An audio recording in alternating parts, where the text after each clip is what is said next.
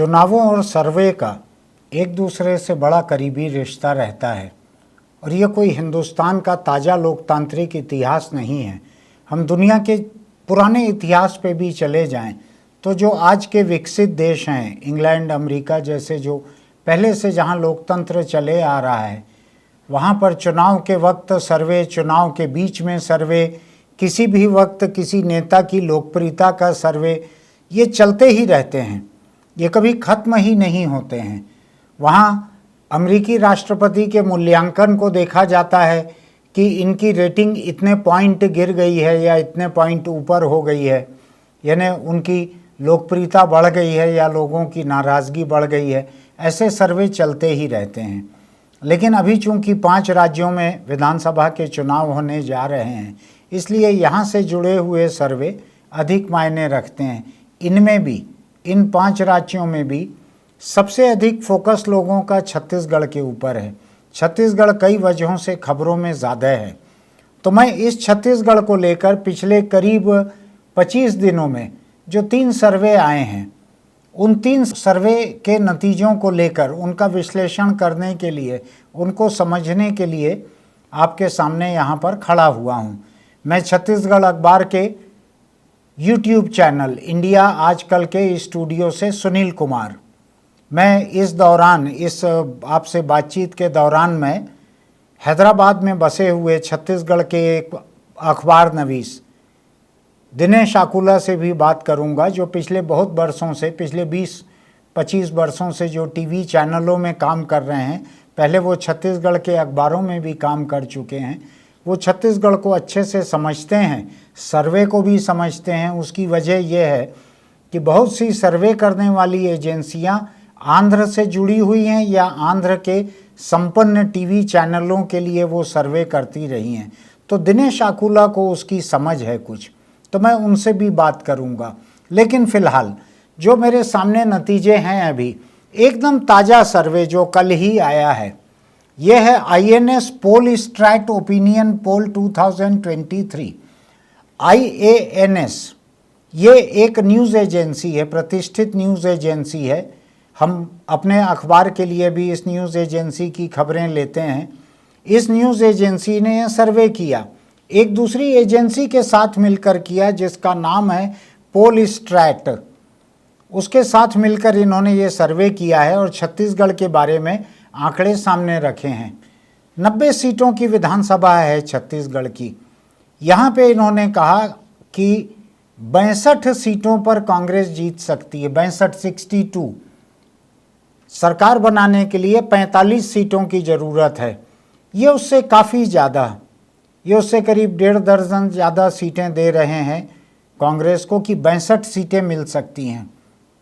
ये समझने की ज़रूरत है कि जब पिछली सरकार बनी थी 2018 में छत्तीसगढ़ में कांग्रेस की, उस वक्त भी तकरीबन इतनी ही सीटें थी कांग्रेस के पास में।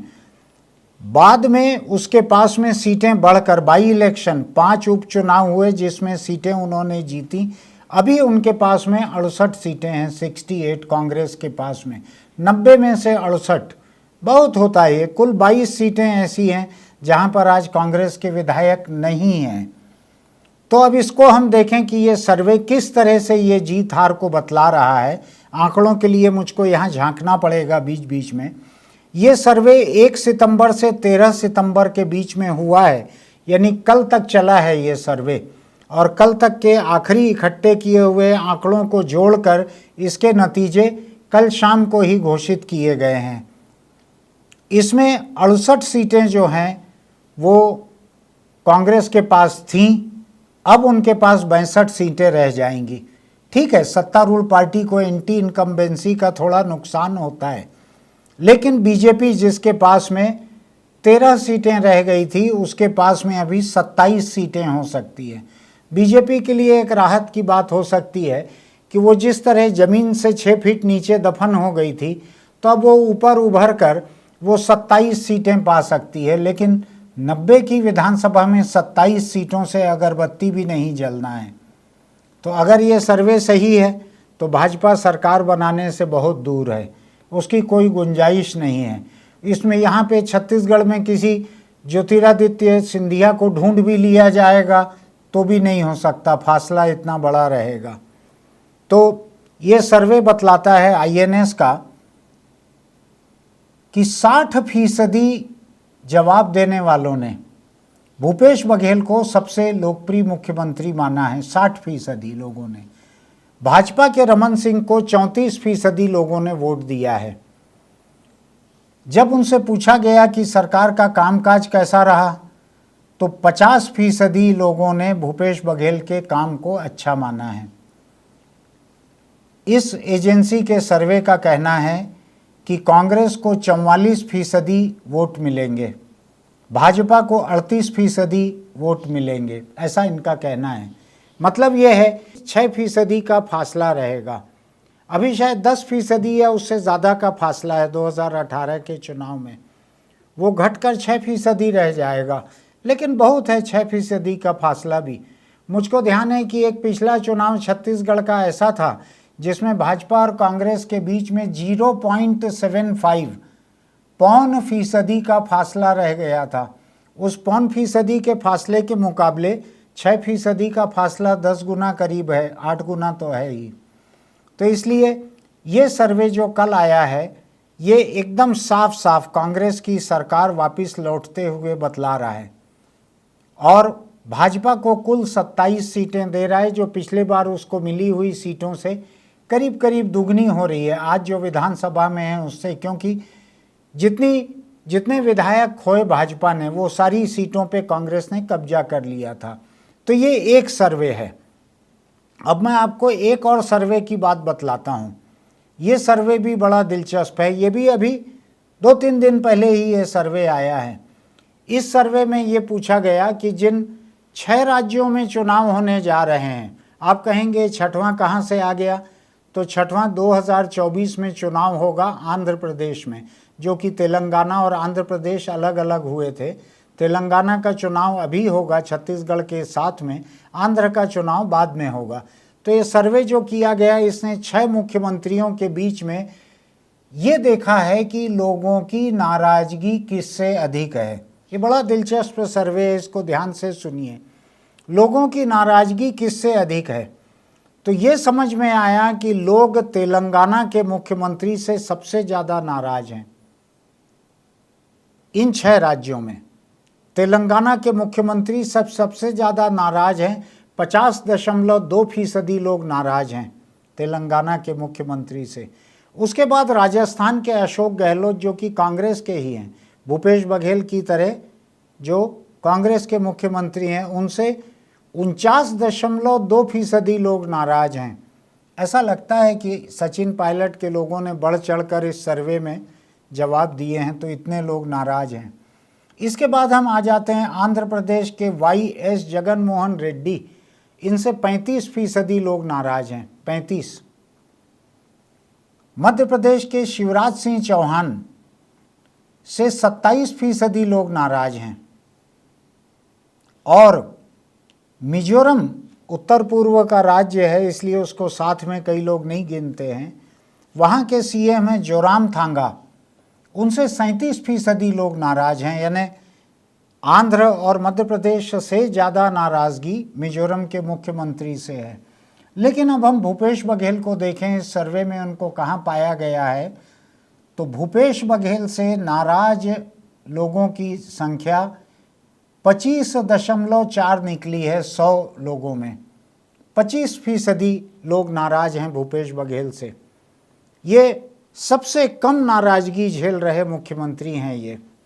ये 2 सर्वे हैं अभी 3 दिनों के, दोनों एक ही एजेंसी हैं के INS के। लेकिन INS का ये सर्वे जो है ये सी वोटर एंगर इंडेक्स बता रहा है। सी वोटर एक अलग एजेंसी है, उससे करवाया हुआ ये एंगर इंडेक्स है, लोगों की नाराज़गी का स्केल कि कितने नाराज हैं लोग मुख्यमंत्री से।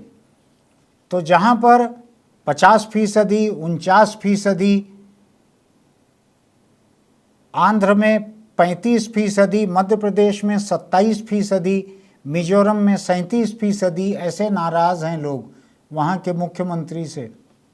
भूपेश बघेल से कुल 25.4% लोग नाराज़ हैं। तो दूसरा सर्वे है जो छत्तीसगढ़ में आने वाले विधानसभा में भूपेश बघेल को मजबूत बता रहा है कि अगर जनता बहुत कम नाराज है, बहुत कम जनता नाराज है आपसे, तो आपके जीत की संभावनाएं बढ़ जाती हैं। अब एक तीसरा सर्वे जो 20 अगस्त को आया था, ये एबीपी न्यूज़ टेलीविज़न चैनल है बड़ा, एबीपी न्यूज़, उसका और सी वोटर का सर्वे था। अब ये सी वोटर ने आईएनएस के लिए भी एंगर इंडेक्स तैयार किया है और सी वोटर ने ही ये सर्वे किया था छत्तीसगढ़ का ओपिनियन पोल। ये इन्होंने 20 अगस्त को इसको पब्लिश किया है, शायद 19 अगस्त तक का इसमें आंकड़े थे, अगर मुझको ठीक से याद पड़ रहा है। तो इसको हमने यहाँ डिस्कस भी किया था आपके सामने, कैमरे के सामने। इसका ये कहना था उस समय 20 अगस्त को कि कांग्रेस 48 से 54 सीटें जीतेगी और सत्ता पे लौट आएगी। जाहिर है 48 सीट अगर कोई पार्टी जीत लेगी तो उसमें दल बदल करवा कर, जो 2003 में जोगी ने जो कोशिश की थी वो अब मुमकिन नहीं होगा। उस समय 1/3 से दल बदल हो जाता था, अब दल बदल के लिए 2/3 लोग लगते हैं, तो वो नहीं हो सकेगा। वो अगर 48 सीटें मिल जाएगी तो सरकार तो समझ लीजिए उसी पार्टी की बनेगी, आगे क्या होगा पता नहीं। तो 48 से 54 सीटें एबीपी के सर्वे ने पिछले महीने की 20 तारीख को कांग्रेस पार्टी को दी थी छत्तीसगढ़ में, और बीजेपी को उन्होंने 35 से 41 सीटें दी थी। इसका मतलब ये है कि अगर हम कांग्रेस को मिलने वाली सीटों को, सबसे कम सीटों को ले लेते हैं तो वो 48 है, बीजेपी की सबसे ऊपर ले लेते हैं तो वो 41 है। तो इस सर्वे में 7 सीटों का फर्क था। कांग्रेस कम से कम, यानी अपनी बुरी से बुरी हालत में, भाजपा अच्छी से अच्छी हालत में भी कांग्रेस से 7 सीट पीछे थी। इस सर्वे के हिसाब से, 20 अगस्त का सर्वे है, इसके हिसाब से कांग्रेस को 45% वोट मिलने थे, जो कि 43% वोटों से पिछले साल, जो पिछले चुनाव में जो मिले थे कांग्रेस को, उससे ज़्यादा है, 2.5% करीब ज़्यादा मिलेंगे। बीजेपी जो है उसका वोट शेयर 33% था पिछली बार, उससे 8% बढ़ के 41% हो जाएगा, ऐसा सी वोटर का और एबीपी न्यूज़ का सर्वे कहता था। इसका कुल मिलाकर एक ही मतलब है कि नॉन कांग्रेस, नॉन बीजेपी वोटों का बंटवारा इसमें कम दिखता है मुझको। जब दोनों के ही वोट बढ़ गए हैं, 2.5% कांग्रेस का बढ़ गया है, 8% बीजेपी का बढ़ गया है, तो 10.5% वोट बढ़ गए हैं इन दोनों के, कांग्रेस और बीजेपी के मिलाकर। तो इसका मतलब है कि इस सर्वे ने आम आदमी पार्टी, नेताम, सर्व आदि दल, जो कि आदिवासियों से ईसाई बने हुए लोगों का एक समूह कोशिश कर रहा है चुनाव लड़ने का, ऐसे कई लोगों का कोई कॉग्निजेंस, कई लोगों का नोटिस इस सर्वे ने शायद नहीं लिया है। उसने अधिकतर वोट जो हैं इन दो लोगों के बीच में बांट दिए थे। तो ये 3 सर्वे हमारे पास हैं पिछले 25 दिनों के। तीनों सर्वे ये भूपेश बघेल के और कांग्रेस के फेवर में जाते हुए दिख रहे हैं, ये उनकी तरफ हवा का रुख बता रहे हैं। लेकिन एक बात को समझने की ज़रूरत है, अभी मतदान को शायद 2 महीने के करीब बाकी हैं, शायद 2 महीना मतदान को बाकी हैं। ऐसे में अभी से मतदान तक क्या क्या हो सकता है मुझको नहीं मालूम है। मैंने बीजेपी के कुछ लोगों से बात की थी इस दौरान, उन्होंने ये कहा था मुझको कि आप देखते जाइए, नरेटिव तो किसी एक दिन भी बदल सकता है। मैं नहीं जानता कि एक दिन में बदलने वाला नरेटिव क्या हो सकता है छत्तीसगढ़ में, लेकिन बीजेपी के लोगों की अपार आस्था है अपने राष्ट्रीय नेताओं पर, खासकर नरेंद्र मोदी और अमित शाह पर, कि वो कुछ न कुछ ऐसा करेंगे कि नरेटिव पूरा बदल जाएगा छत्तीसगढ़ का। लेकिन जब तक वो बदल नहीं जाता है तब तक तो कोई सर्वे उसका नोटिस लेगा नहीं। सर्वे में शामिल लोग जो हैं ये उसके आधार पे अपना जवाब तो देंगे नहीं, क्योंकि नरेटिव अभी तो जो चले आ रहा है वही चले आ रहा है। मैंने इन सर्वे के नतीजों को थोड़ा सा और बेहतर समझने के लिए, और मैंने इसको सर्वे की अपनी विश्वसनीयता क्या रहती है, इसको भी समझने के लिए मैंने दिनेश आकुला से बात की। दिनेश आकुला आंध्र के कई बड़े बड़े तेलुगु समाचार चैनलों के मुखिया रह चुके हैं। वो अभी भी मीडिया में लगातार सक्रिय हैं। वो नए नए कुछ प्रयोग कर रहे हैं जिनके पूरे नतीजे सामने आना बाकी है। उनसे पहले भी हमने एक दो बार बात की है। उनकी भेजी हुई हैदराबाद से रिपोर्ट आप हमारे अखबार में पढ़ते भी रहे हैं। तो दिनेश आकुला से मेरी जो बातचीत है उसको हम आपको यहाँ पे दिखाते हैं कि उनका क्या कहना है। दिनेश, अभी 2-3 सर्वे आए हैं पिछले करीब एक महीने में। एक पहले एबीपी न्यूज़ का आया है, शायद ये वही चैनल है जिसमें आप काम भी कर चुके हैं एक वक्त। उस वक्त उसका नाम स्टार न्यूज़ था। और उसके बाद दो सर्वे अभी आईएनएस के और आए हैं। एक आया है कि 5 या 6 चीफ मिनिस्टर में वोटर्स जो हैं सबसे कम नाराज किससे हैं या सबसे ज्यादा नाराज किससे हैं। तीसरा एक सर्वे आया है कि किस पार्टी को कितनी सीटें मिल सकती हैं। ये छत्तीसगढ़ के ऊपर है, आईएनएस का है ये भी। तो इन तीनों से ऐसा लगता है कि छत्तीसगढ़ का इलेक्शन जो है आज की तारीख में, जब ये सर्वे हुआ है पिछले महीने और इस महीने, ये भूपेश बघेल के फेवर में है, ऐसा लगता है ये। तो ऐसे सर्वे आप हैदराबाद में बैठकर पहले भी ऐसे बहुत से सर्वे देखते रहे हैं। इन सर्वे की साख कितनी रहती है, कितने भरोसेमंद रहते हैं ये सर्वे? सर 2003 से इंडियन पॉलिटिक्स में जो सर्वे का जो काम, उससे पहले भी सर्वे हुआ करता था, लेकिन 2003 से जब मैं स्टार न्यूज में था, जब छत्तीसगढ़ में था, तो उस समय से जो सर्वे का जो वैल्यू था बहुत बहुत ही स्ट्रांग था, क्योंकि सटीक वैल्यूएशन हुआ करता था। उसके बाद समय गुजरता गया और जो वैल्यूएशन जो आ रहे थे वो कहीं पर ठीक बैठता था, कहीं नहीं बैठता है। इस बार जो सर्वे हो रहा है छत्तीसगढ़ से, तीन नहीं, पिछले 6 महीने में 7 सर्वे हुए हैं। तीन आपके छत्तीसगढ़ में हुआ है, दो हैदराबाद से किया गया है और एक दिल्ली से।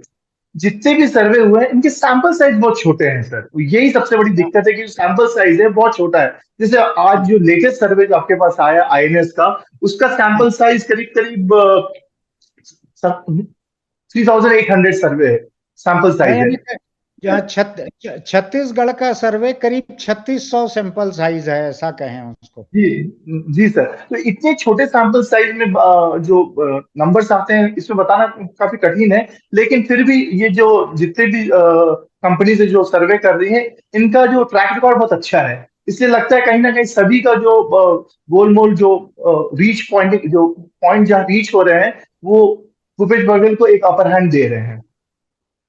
इसमें आपको क्या लगता है कि जो पब्लिकेशन, न्यूज़ चैनल, अखबार जो सर्वे करवाते हैं, उनका और एजेंसी का, इनके बीच में क्या कोई मैनिपुलेशन की गुंजाइश रहती है या ऑनेस्टी से होता है काम?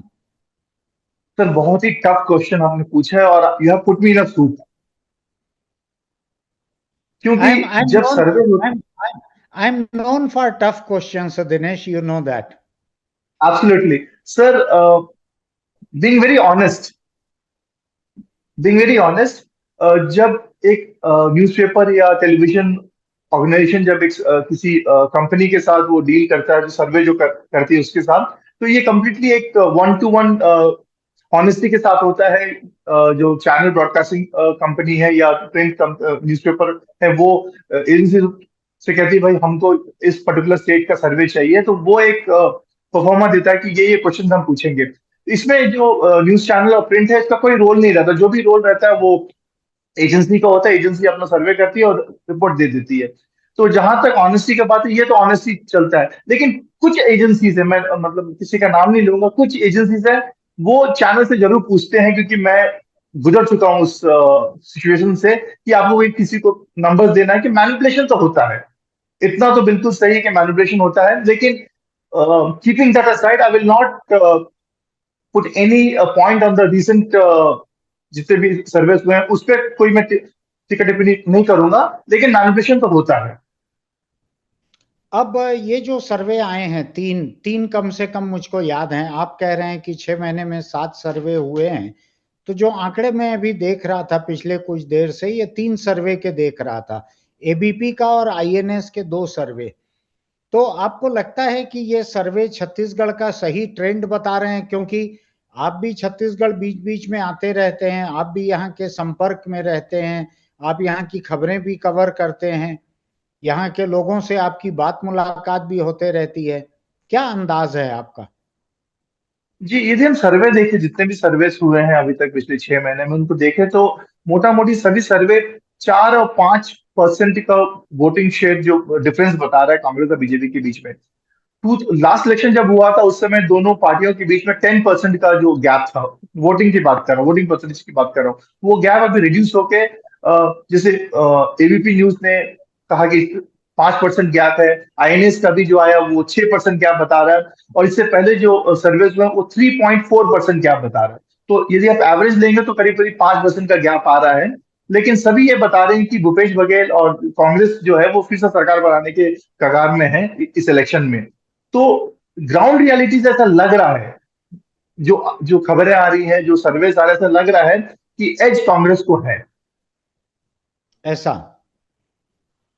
ठीक है दिनेश, मैं न्यूज़ रिपोर्ट के बीच में आपकी एक्सपर्ट एडवाइस जानना चाहता था, क्या है आपका कहना?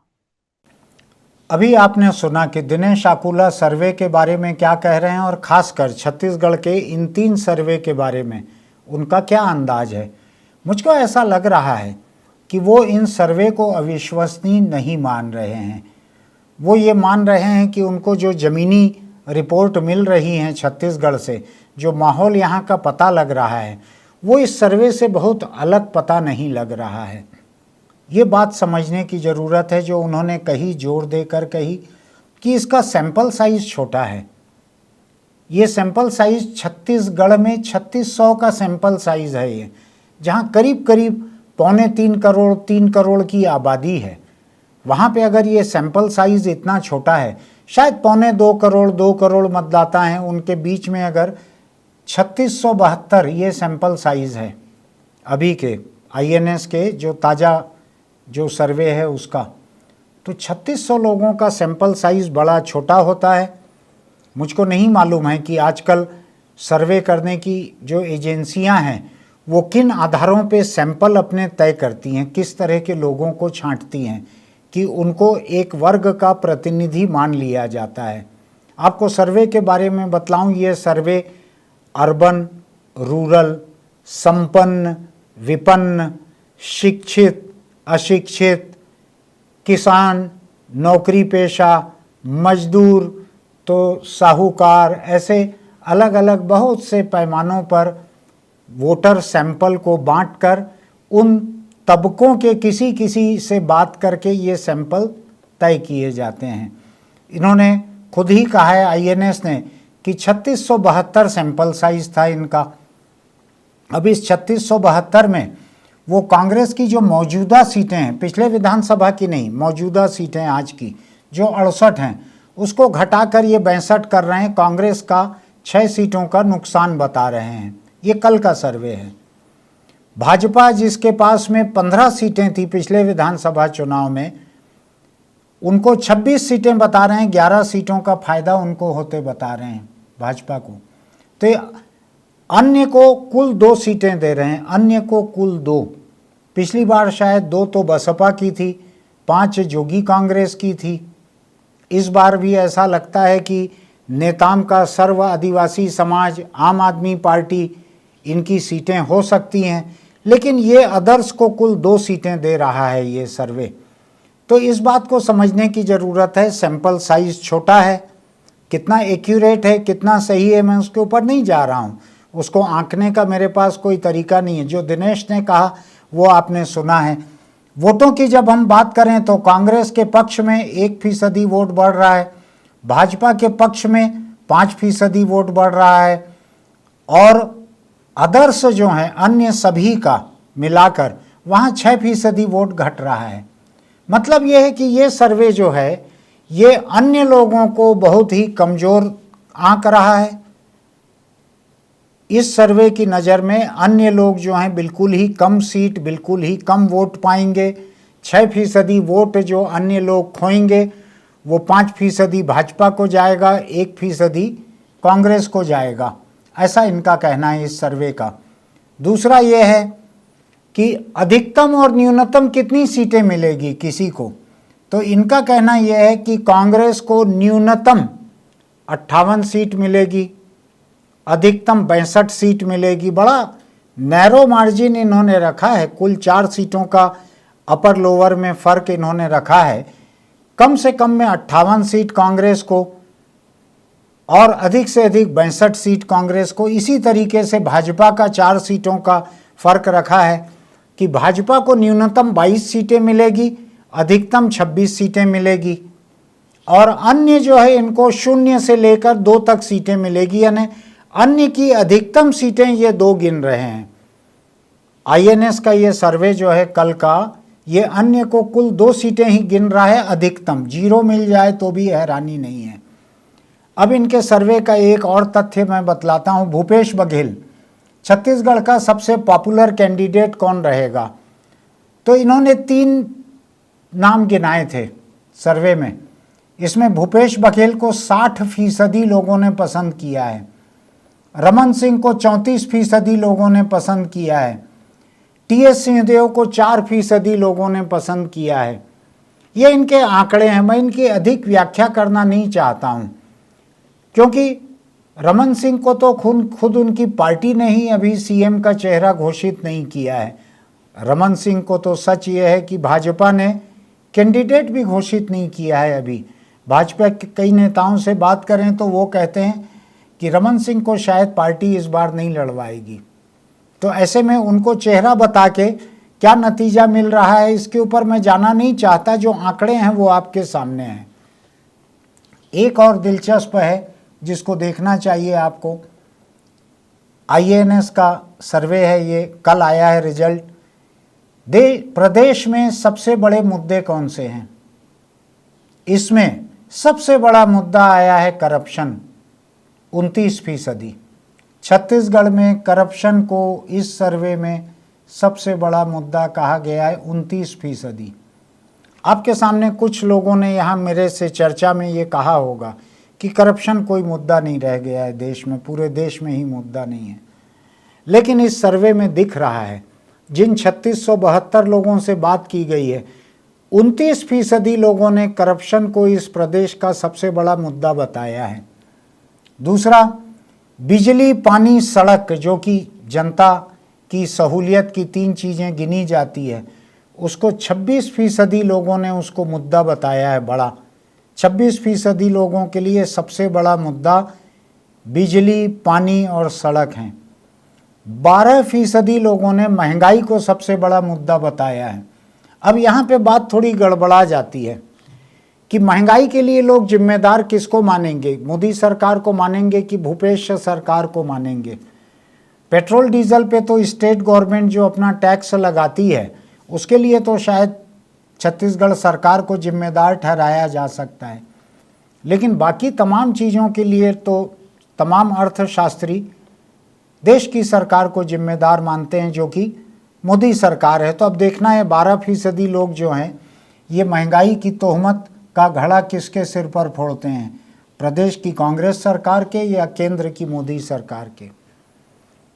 राज्य सरकार को आप कितने नंबर देते हैं, राज्य सरकार का आकलन आप कैसे करते हैं, ये पूछा गया था एक सवाल।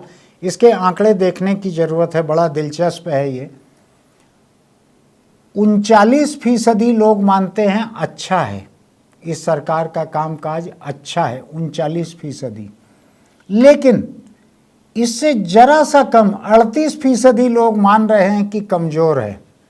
आप बात को समझिए, छोटा सा सैंपल साइज है 3672, उसमें 39% मान रहे हैं कि सरकार का कामकाज अच्छा है, लेकिन 38% मान रहे हैं कि ये पुअर है, कमज़ोर है।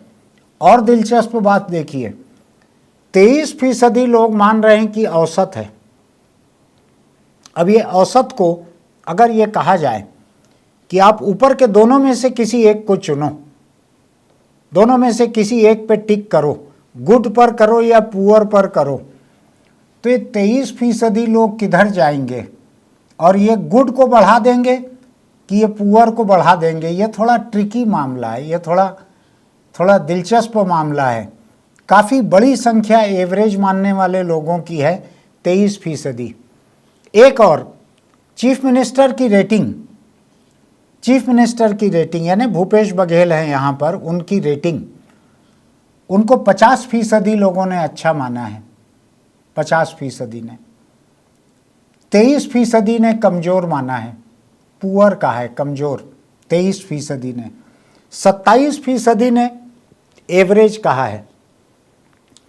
लेकिन मैं पिछले स्लाइड की ही बात को अगर यहाँ फिर लागू करूँ कि जिन्होंने एवरेज कहा है उनको कहा जाए कि नहीं भाई, आप पुअर या गुड में किसी एक को दो, एवरेज में नहीं चलेगा काम, आप किसी एक को वोट दो, तो पता लगेगा पूरे के पूरे 27% अगर सरकार को कमज़ोर मान लेंगे तो भी वो 50% तक ही पहुँचेंगे जितने लोग उसको गुड मान रहे हैं सरकार को।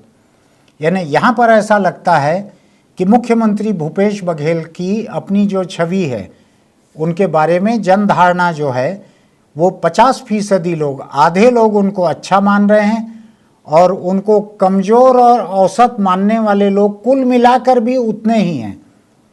तो ये मुझको लग रहा है कि ये आखिरी स्लाइड भूपेश बघेल के पक्ष में जाता है।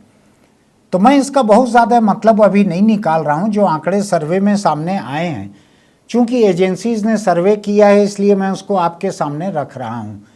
बाकी आप दिनेश की बातों को भी सुनिए, वो भी जानकार हैं, वो सर्वे एजेंसीज़ को मुझसे ज़्यादा जानते हैं, तो उनकी बातों को भी सुनिए। सर्वे एजेंसीज़ के स्लाइड हम आपको दिखाएंगे, उसको भी देखिए, आगे अपना नतीजा आप खुद निकालिए। और ये भी हो सकता है कि आप हमारी बातों से प्रभावित हुए बिना अभी और कुछ अरसा इंतज़ार करें, कुछ और अरसे के बाद में 2 हफ्ते 4 हफ्ते के बाद में फिर कोई सर्वे आएगा। मुझको तो नहीं मालूम था, मुझको तो 3 ही सर्वे का मालूम था। दिनेश ने कहा कि पिछले 6 महीने में 7 सर्वे आ चुके हैं, तो अगले 1-1.5 महीने में और 2, 4, 5 सर्वे आपको देखने मिलेंगे। आप उनकी विश्वसनीयता खुद तय कीजिएगा, उनके नतीजों को संभाल कर रखिएगा। जब चुनाव की मतगणना हो जाएगी तो देखिएगा किस एजेंसी का सर्वे कितना सही था और कितना गलत था, उसके बारे में सोशल मीडिया पे लिखिएगा भी उस समय, ताकि जो मीडिया संस्थान सर्वे कराते हैं, जिन एजेंसियों से करवाते हैं, उनको अपनी साख की भी फिक्र रहे। फिलहाल अभी के जिन 3 सर्वे का मैंने विश्लेषण किया है वो आपके सामने हैं। आने वाले दिनों में देखते हैं कि होता है क्या। फिर मिलेंगे। अगर आपको हमारे वीडियो अच्छे लगते हैं तो आप इसको सब्सक्राइब कीजिए, नोटिफिकेशन की बटन दबाइए, इसको लाइक भी कीजिए। और हाँ, अगर आप नीचे कोई टिप्पणी लिखेंगे तो उससे हमको बहुत कुछ सीखने मिलता है। और मेरी एक अपील आपसे, अगर आप तंबाकू खाते हैं, बीड़ी सिगरेट पीते हैं तो इसको छोड़ दीजिए, वरना कैंसर आपको नहीं छोड़ेगा। और एक बात समझ लीजिए, कैंसर परिवार के एक व्यक्ति को नहीं मारता है, कैंसर पूरे के पूरे परिवार को मार डालता है, पूरे परिवार को तोड़ देता है, आर्थिक रूप से, भावनात्मक रूप से, सभी तरह से। छोड़ दीजिए इस लत को।